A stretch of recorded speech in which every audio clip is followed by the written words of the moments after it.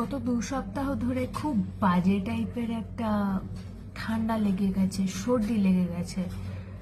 ওষুধ খাচ্ছি, গার্গল করছি, পেপার নিচ্ছি, শ্লেষাটা বেরিয়ে যাচ্ছে, কিন্তু আবার নতুন করে শ্লেষাটা জমে যাচ্ছে। মানে সেই যে আমার গলাটা ক্র্যাক করেছে, গলাটা ঠিকই হচ্ছে না।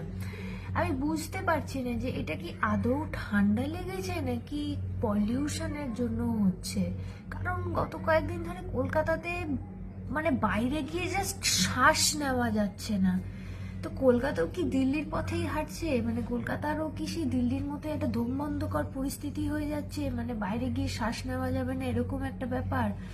কারণ সর্দিটা কমছেই না, মানে সর্দিটা আবার নতুন নতুন করে রিনিউ হয়ে যাচ্ছে বলে মনে হচ্ছে। মানে এটার কোনো শেষ দেখছি না। আপনাদের সাথেও কি এরকমই হচ্ছে? মানে শ্লেষা বেরোচ্ছে, আবার নতুন করে শ্লেষা জমে যাচ্ছে, এরকম অবস্থা?